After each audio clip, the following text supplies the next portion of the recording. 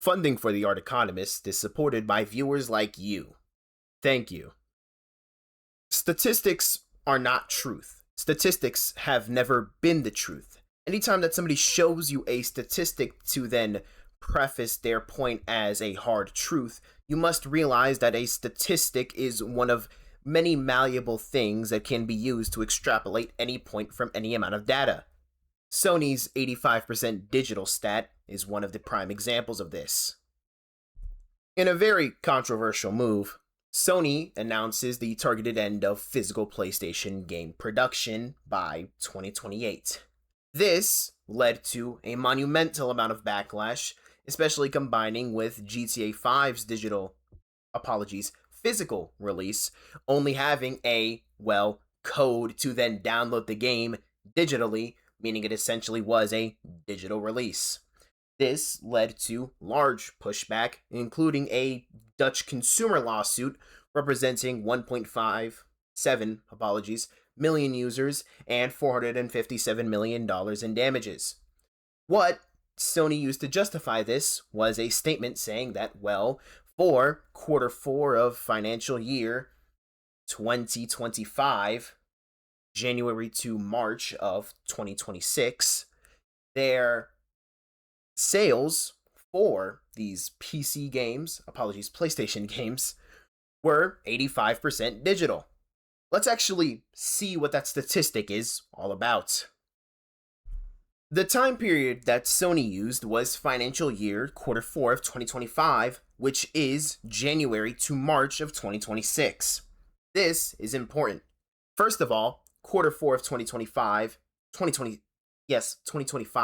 starting from January to March of 2026, it's weird, I know, had the 85% digital figure. This is an outlier. The real average across 2 years is 77%. Of course, the time period between January and March of 2026 was coincided with a gap between holiday releases and the post-consumer lull after the surge from holiday sales, and the spring AAA wave, considering games like Pragalia and the new 007 game, 007 First Light. The time period here was dominated with games like Resident Evil Requiem. Sony still doing their multi-platform strategy, which will directly hurt physical sales, considering the fact that they are releasing the game onto multiple platforms, most of which are digital. There are an astounding amount of video games released. Most of them are indie. Because they are indie, they usually cannot afford to print out physical copies of their video games, which means that nearly every single sale of an indie game is digital, adding on to that digital figure.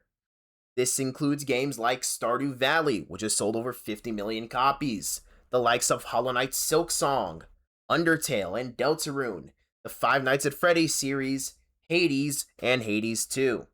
All of these sales are natively digital, not to mention the massive demand, consumer demand, taken from massive free-to-play games that are also on PlayStation. Warframe, Fortnite, Apex Legends, Phantasy Star Online 2. The fact that these games exist means that all of these are digital. These are digital sales. These are natively digital games. They literally cannot get physical releases, or, large physical releases, due to the fact that they were constrained on capital when these games blew up. As the rise of indie gaming exploded, the decline of retail game stores was also happening. Have you guys walked into a GameStop recently? It is quite literally just a Funko Pop store that happens to sell video games. This has been a deliberate strategy from their new CEO, Ryan Cohen, because a resale market kind of sucks when you can sell high-margin figurines and trading cards. That is GameStop's new strategy. And of course, due to the decline of these physical retailers, the amount of stores being closed, over 400 in January of 2026, consumers have less supply to then go and get a physical copy. If you prefer the physical copy of a video game, but the store with the physical copy is 3 hours away from you, and you want to play the game now, what you're going to do is to buy the digital game anyway. Especially when that physical disc most likely has a day one download, because discs can't handle all of the data in one disc anymore. I said discs a lot, that's my apologies. Anyway, Sony is using this as a reverse casualty.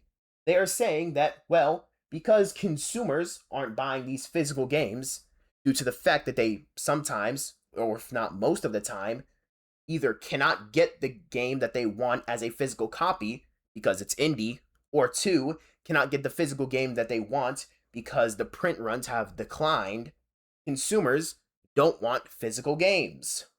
They have caused their own reasoning. If there is a gamer that only plays physical games and they don't have access to physical games, they do not switch to digital, they simply vanish into the ether sphere, as in they are not recorded, they don't have data on them because they haven't purchased a game. And of course, the rising digital share did not mean that physical demand died. It could just mean that the total overall gaming market expanded massively, which it did through the rise of things like more games and higher cultural saturation, more consoles and new console generations being published. Because of this, you can't say that because digital demand increased, physical demand died, when it's much easier to get something digitally than it is to get something physically. That's the thing. Is this really a consumer preference of people preferring digital over physical? Or could it be that in the wake of their constraints, they simply purchased digital because the way to get a physical game has been locked out or is not worth it to them? What's so funny to me is that Sony is doing a thing where it's just a bad application of revealed preference theory, right? Of Paul Samuelson. Revealed preference doesn't simply mean, well, people say they want physical, but they buy digital. They must be hypocritical. No. Revealed preference theory has to introduce constraints in. If a person buys junk food instead of fresh produce, that doesn't mean that they secretly prefer junk food. It could just mean that the food that is fresh is less accessible to them. It's the same with video games.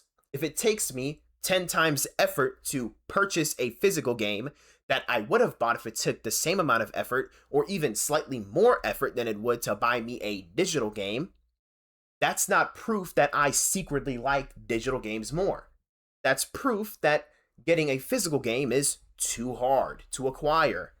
I think my nearest GameStop is like 25 minutes away from me, and even then, they barely even sell any PS5 games. So I am SOL.